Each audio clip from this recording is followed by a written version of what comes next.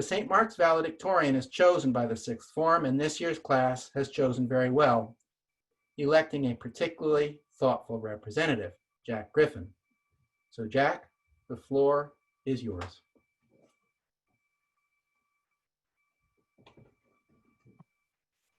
Hello, can you guys hear me? Yeah, you can.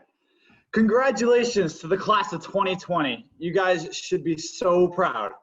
You have worked so hard and made such an incredible impact on this school community. Whether you've been here for 1 year, 2 years, 3 or 4, or you're part of the 5-year plan, it doesn't matter because you're here now and you guys earned this moment. So congratulations. I made so many great memories at the school and I'm gonna miss you guys a lot. So I also want to say thank you to the school community who has done so much to make this as special of a moment as possible. I know how hard you guys have worked and it really means a lot to me. My personal favorite was the video slideshow that you guys made during the final chapel, which was really the third to last chapel, but we'll let that one slide. Everyone in the school community held up signs with words they associated with the class of 2020. Words from resilient to energetic to delightfully mischievous. It really meant a lot, even though some of them overlapped, like versatile and protean. Protean just being a fancy word for my advisor owns a thesaurus. They were all really personal, and they all made us feel really good. So thank you guys so much for making this day special. But now it's my turn. I'm really excited, and I've worked really hard. I've come up with a bunch of different ideas. I nearly changed this entire thing yesterday because I just wanted to make it good for you guys. And I think you're gonna like it, so. Webster Dictionary defines success. No, I'm just kidding. I'm not using that cheap trick. No. I want to start with the idea that pessimism is not realism. It's a constant misconception that I run into a lot, where people think that optimists have their head in the clouds and that they're blind to what's down here on earth, but pessimists know what's up. They know that humans are innately evil, and at first it might seem more realistic because they're not holding on to some emotional hope that life is better than it is, but pessimism isn't realism. Pessimism denies realism in the same but opposite way that optimism denies realism. The important thing to know is that neither of them are real. They're just filters that we use to look at life, and we change life to fit our understanding of the world. Our expectation defines our reality. And it's really important to recognize this. And I'll give you an example why. Back when I was about 6 or 7, my parents were part of this government conspiracy to have kids eat their vegetables. I'm not a sheep, but I had to listen to my parents. So we came up with a compromise. I liked broccoli. So we had broccoli every night and we had a good thing going. It worked. I had my vegetables. Everyone was happy. And then one day I came home and sat down to dinner and did not see broccoli on my plate. I'm like, what is this? I have worked so hard in kindergarten. I read my books. I played in the sandbox. I had nap time. I have learned my ABKs, and I come home to this white vegetable. It was cauliflower, by the way. I know that now. And they're like, Jack, please, just eat your vegetables, please. And I said, absolutely not. This is not broccoli. I wasn't born yesterday. I'm 6. And they're like, oh, haven't you heard? This is ghost broccoli, a special type of broccoli. And I'm like, oh. Ghost broccoli, well, that sounds delicious. And I tried a little bit of it, I'm like, spongy. Not quite as good as broccoli, but we expected that. All right, it's pretty good. And I finished it all, and I made the Clean Plate Club that night. Now, the moral of this story isn't that I'm a health freak or that my body is a temple. But rather, the only reason I like the cauliflower is because I went into it thinking I would. If I didn't think I would like the cauliflower, I wouldn't have liked it. That experience was entirely dependent on my mindset, whether I was a pessimist or an optimist. And by the way, it took me until I was like 13 to figure out that it's actually called cauliflower. So that's your valedictorian speaker, just so you guys realize what's going on here. But it's all about your mindset. If you go to an Adam Sandler movie and think it's going to be pretty funny, it's going to be all right. If you go to an Adam Sandler movie and think it's going to be an Adam Sandler movie, it's going to be an Adam Sandler movie. That's why I like to think of myself as an active optimist. I like to start in realism, try to see the world for what it is, understand that it might not fit what I want, but I try to see it for what it is. And then I let the optimist run free and I see what it can become.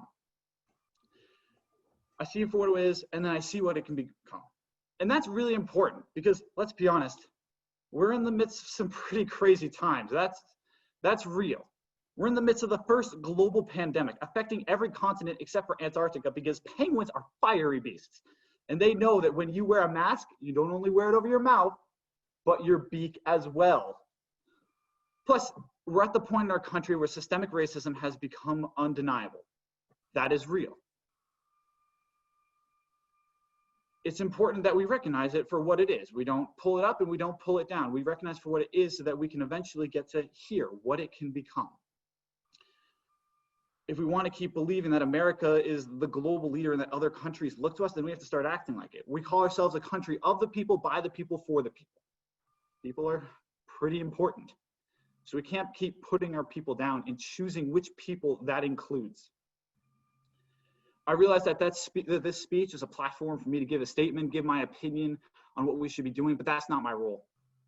My role right now is to listen, to learn, and to act. I'm listening to all the healthcare professionals and scientists who have spent their entire lives studying viruses and prevention and who are just trying to protect my family, my friends, and my community. But their plans only work if I listen. I'm learning for people who are living lives that I will never be able to understand. Thank you to Blue and Wasar for running the Pathways Prefect, and for the monitors and the Pathways Prefects for running the town hall where we could have a chance to talk about all of this. Because I really enjoy the chance to just sit, listen, and learn from my African-American friends who are the experts on this. I need to learn so that I can act. That's the most important step. All this information that we've gotten here at St. Mark's, it doesn't do anything sitting up here. We have to bring it out into the world. We have to do something because we have a hard task ahead of us. Our generation needs to work to build a solid foundation for the next generation. We're not building this foundation for us, but we're building it so that the next generation can have the better life, so they can build a foundation. We build foundation by foundation by foundation by foundation until we are standing on the shoulders of giants. Maya Angelou once said, "I've learned that people will forget what you said, people will forget what you did, but people will never forget how you made them feel." Which, when you think about it, is a really weird thing for me to say during a valedictorian speech. Something that I worked on really hard and perfected each word to make it good for you guys. But I'm going to be honest, I don't remember a single other valedictorian speech from my time here. I remember the one 2 years ago made me laugh. The one last year made me feel more positive towards the school. And the one 3 years ago made me feel hungry? I don't know. I don't remember it all. So I'm not going to be mad if you guys forget the words I say here today. That's not the point. My point is to make you guys feel like your time at St. Mark's is worth it, that everything you've done has been worth it, and that when you get that diploma in 11 to 12 business months, you can hold it with pride because you guys have all worked so hard. St. Mark's is not a normal school. I love it, but it is difficult. We go to classes 6 days a week in order to leave Sundays open to do homework. We have 3 seasons of required sports. We're required to do religions and arts on top of our already required classes. We're encouraged to participate in as many extracurricular as possible, from plays to community and equity to musicals. We're encouraged to participate in political clubs, any club you can find at the club fair, whether it's Polar Seltzer Club or Irish Club. We're required to participate in advisory activities and great colloquium. We're encouraged to do everything and anything. And I can tell you that my grade, all of you guys, my close classmates, have not only checked the box, have not only completed their quota, but they have taken advantage of every moment they have been given and made some of their own to make themselves into the best possible versions of themselves they can be.